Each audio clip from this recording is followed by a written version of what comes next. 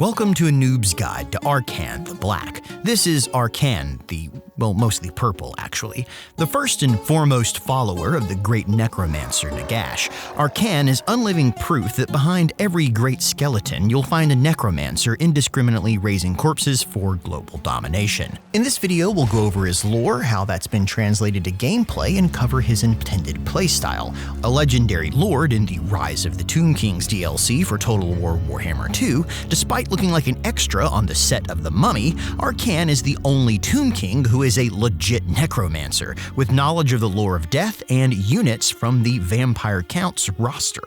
But before he was a bag of bones, he was a minor noble in ancient not Egypt. Arkhan was tall and swarthy, with a heart so black he would slit his own mother's throat for money, but that's not why he's called Arkhan the Black. He was wasting his life on booze, gambling, and whoring until Nagash found him in the gutter and offered him a job worthy of his status: kidnapping street urchins and murdering vagrants. It wasn't much, but it was steady, dishonest work, and Arkhan supplied the endless piles of bodies necessary for Nagash to make his elixir of life. Why? What are we gonna do tomorrow night? The same thing we do every night, Pinky. Try to take over the world. When Nagash showed Arkhan how necromancy worked, he took to it like a fish to fell waters, sacrificing hundreds in the name of research just to impress his boss. His devotion, reliability, and loyalty made him indispensable, because he was the only one of the old guard who had been through the early years of the struggle himself, and he shared many experiences in common with Hitler. Oh wait, I'm sorry, that quote is about Julius Schaub, a Nazi assistant who served a genocidal maniac. Arkhan is magically bound to an omnicidal kook whose callous, egotistical megalomania projects a dark charisma that still dupes morons into believing he's the good guy. Big difference. Because Arkhan the Black is basically evil Smithers, with everything that entails. Arkhan acted as the general of their brain-dead army until death did they part and then some. But was he appreciated for it? Of course not. The one time Arkhan couldn't beat off hundreds of men at once, Nagash punished him by having beetles devour his flesh from the toes up. Arkhan took it on the chin like everything else though, valuing every second with Mr. N from the moment he squeezed his orange juice in the morning until he tucked him into his sarcophagus at night. Because Nagash wasn't just his boss, he was Arkhan's best friend. Nagash himself had no friends, only servants and enemies, and when the time came, Arkhan gladly threw his life away for him in a suicidal charge, since Nagash had promised to let him shine his boots with his tongue if he lived. Arkhan is one of the few magic lords where maxing out his individual combat line is actually worthwhile, as he gains double weapon damage and a terror spell on top of his regular fear, because there's something fabulously horrifying about getting stuck in while rocking armored purple tight pants. If anyone does step in whacking distance, you can always give him a taste of the old Tomb Blade of Arkhan, a quest item that gives magical attacks and weapon strength, while also charring anyone cut by it to a Kentucky Fried Crisp and eating their soul, which gives you a handy unit of skeleton warriors to summon and bone enemy plans. But even Nagash's ecto-cooler of immortality couldn't delay Arkhan's death forever, and with his last breath, Arkhan cursed anyone that tried to touch his body, then disappeared in a flame of blazing purple bejazzled glory, leaving behind a lifetime of unused vacation hours and a charred skeleton. But that's also not why he's called Arkhan the Black. Arkhan's death curse activates in-game as well when he drops below half health, but now he slaps on a headset and cracks open a thesaurus of racial slurs while clarifying his relationship with your mother. You can even upgrade his vengeful curse to include a threat of swatting and damage to vigor, because you gotta keep your curses relevant for a modern audience. Arkhan woke up from this kamikaze act expecting 40 pairs of Nagash's virgin leather boots and another unlife, but instead found himself chained to a dungeon wall in neighboring Lamia. Dying and then being resurrected to serve Nagash repeatedly was one thing, but being enslaved for 2 centuries gives a guy time to think. Like, why did this part of the Nagash novel contradict Arkhan's existing backstory? If he's based on the original lore, shouldn't he be a blackened skeleton in-game? And more importantly, why did his captor, Queen Neferata, leave him hornier than an Alabama leghound? That last one's easy. She didn't treat him like something you accidentally stepped in, and after a bit of hurt comfort, Neferata threw him a pity bone, which made Arkhan spill the secrets of necromancy so fast he got carpet burn.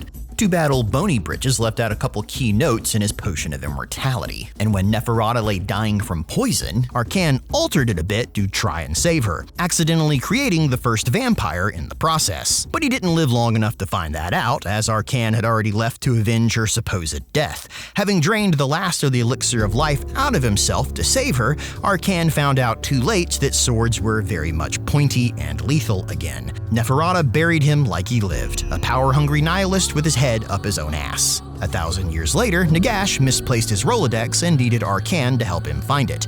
With a bit of the old razzle-dazzle, Nagash brought his charred manservant back to unlife, crowning him now and forever as the Lich King, Dark Lord of Necromancy, Master of Emo Brooding, and a beast in the spell sheets, ready to raise enough bones to single-handedly reclaim the term Blacked. Arkhan followed Nagash on his march to global domination and watched as his ever-living Hefe was shown the limits of immortality by dying, being resurrected, and then dying all over again. After Nagash's untimely second death, Arkhan moved back home to the waste of Neferata, where he spent a millennia drinking cheap scotch and watching Comedy Central, awaiting Nagash's inevitable return in the Black Tower of Arkhan, an imposing black obsidian spire called Mandingo in Old Neferata that only the bravest and most thoroughly lubricated individuals dare approach. But Arkhan was evicted from his Shagpad Supreme by 1,000 butthurt sand mummies who kept whining about that time he and Nagash killed every living thing and then damned them all to an eternal unlife.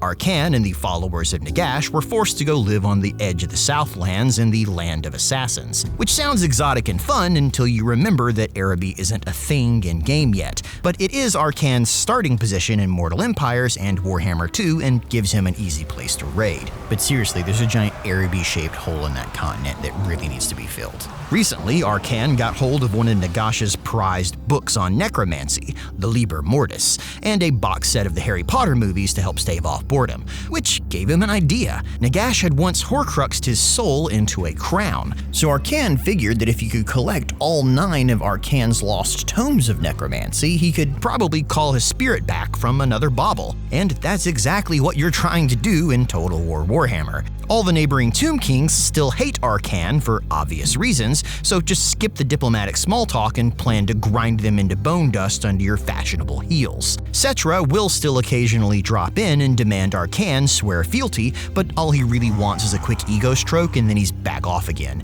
Arkhan does have improved diplomatic relations with the vampire counts though, as he did create them after all, and earned himself the honorary title of Arkhan the Blackula, as well as a flying goth pimp chariot, because those bat wings didn't come standard from Imhotep's discount chariot emporium. And it doesn't fly so much as glide 3 feet off the ground, but it does have the Strider attribute so you can ignore speed penalties from hills, forests, and Amonton's laws of friction.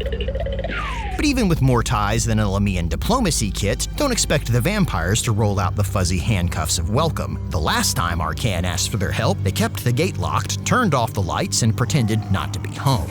Even in the end times, when they were all ostensibly on the same side, and Arkhan admitted his undying love to Neferata after a toothy kiss, her response was a thank you and why don't you go bugger off and fight that horde of angry Vikings while me and the other vampires run away. Really, nobody wants anything to do with Arkhan. Luckily, he's a necromancer and can make his own friends. Because while all Tomb Kings lead armies of the dead, Arkhan is the only one who knows how to raise them in the first place, and you'll want to pick up Legions of Death and Right Hand of Nagash as they both upgrade your vampire units, which is a bit of a misnomer as they're actually just undead units from the Vampire Counts roster. The Grave Hill building in Arkhan's starting city, though, gives him access to Fellbats, Direwolves, and Crypt Horrors, while its second tier unlocks Hex Wraiths. Admittedly, it's not exactly a wide range of units, but anything besides another stack of skeleton archers in a Tomb Kings game is huge. Arkhan's other faction buffs give melee attack and defense for heroes in his army, which you can tell from his skill tree is meant to be Lich Priests. You can stack as many as you want for extra winds of magic and then use Arkhan to blast anything that breathes with spells from Lore of Death, a frankly undervalued school of magic focused on damage and deleting morale. It isn't especially useful against other Tomb Kings though, as, they're already dead. So you may want to pick up Arkhan the Black Expanded, a mod that gives you access to the lore of vampires as well as even more undead units. It's a stopgap until Nagash brings his lore of undeath to the game, but it's at least lore accurate in the meantime, as Arkhan used the Curse of Years from the lore of vampires to show High Elf Batman what happens when you choose your opponents poorly. But Arkhan has big plans. As you hopscotch your way around the globe, you'll gather necromantic books and an ever larger army of undead followers, because Arkhan knows something everyone else doesn't. When the end times come, chaos will wipe across the world, and only one person is strong enough to stand against it, and he ain't got no meat on his bones. So join Arkhan as he attempts to bring back the Siegfried to his Roy, the Chip to his Dale, the pepperoni to his pineapple pizza. Cetra can demand every Tomb King to bow, but remember that Arkhan only has one master and there's no debate about it. And that's why Nagash holds Arkhan's soul in his bony hands. Because this has been a noob's guide to Arkhan hold on, I forgot to tell you he's called the Black because he chewed a root that stained his teeth black and left him with a smile like a meth head. It's a play on cat chewing that's common in Northeast Africa, so yeah, make sure to brush your teeth and floss. And also, maybe subscribe to this channel if you laughed at some point, or, join our Patreon. That's where you can vote on which Noob's Guide comes next. But as always, thanks for watching.